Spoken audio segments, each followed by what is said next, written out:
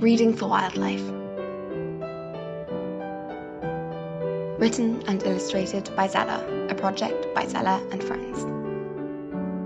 An elephant for breakfast. Chapter 10. The Card. "Tom, why ever not?" cried Rose. I might be wrong, but there were a few small things that made me wonder. The tall one's uniform didn't fit properly. Did you notice that the legs of his trousers were too short, and the collar on his shirt was a little tight?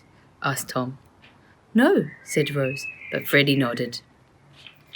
I noticed his name badge was Paul Everest, added Rose, and the other, shorter, squatter policeman was Adam Strong. The fat one, his uniform was a size too small, said Tom. Also, I don't think policemen come inside your house without being invited, or at least having a search warrant. And look at the business card he gave us. It looks as if it's been printed from a home computer. And look, said Freddie, pointing at the card. What? Asked Rose and Tom. No police badge, said Freddie. Freddie's right. It doesn't have the police crest on it. And do you remember that they suggested the package might contain explosives? Yet we all know that that is complete rubbish, added Tom. How can we help Uncle Cosmo? Asked Freddie. I don't know, Tom replied. But we do need to be careful, because if those two are not real policemen, then I think they'll come back to search for the chocolate. My guess, said Rose, is that they want the ivory, and they're looking for Uncle Cosmo in order to find it. It's lucky, then, that the box is at Aunt Lily and Uncle Crispin's house. That's a good point, Rose, said Tom.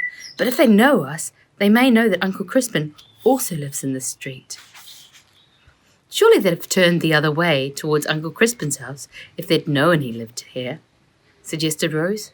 I think that they know about us because the package is addressed to us at 17 Paradise Road. But it will not take them long to work out that Uncle Crispin lives in this street too. They heard the front door bell ring. The children jumped. It gave them such a fright. Who could it be this time? Cautiously, they went downstairs to the front door and looked through the hatch. There stood their parents smiling. They opened the door. Haven't you finished the washing up yet? I'll help you, offered Father. As they did the dishes, the children explained that Uncle Cosmo had arrived, then left almost immediately, and they had had a visit from 2 policemen who had given them a slightly odd card. Father asked to see the card. He agreed that it was missing the crest, but then he took a closer look. This is a Kenyan telephone number. Wait a minute. I think I recognize that number. I am sure I do. Let's check. Yes, it's the phone number for Uncle Cosmo's factory. How odd, he frowned. So he or someone in his factory knows about the ivory, but I wonder who.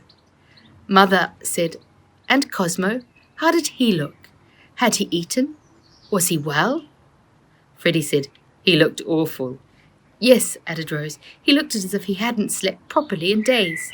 Oh dear, said Mother, I'd better take him a warm supper. And she began to heat up some of the shepherd's pie and make a little basket for him. She added grapes, fresh lemonade, and homemade chocolate brownies with great daubs of caramel, extra lumps of chocolate, and a little flaky sea salt on the top. For the last few days, her brownies had been exceptionally good. She even remembered to take a candle and matches because there would be no electricity in the abandoned house. Here is how you can help. Share the story. Adopt an animal from afar. Visit when you can. Educate yourself. Donate to a conservation charity. To find out more about Reading for Wildlife, visit zellahunter.com or at Lady Zella Books, or follow the Reading for Wildlife YouTube channel.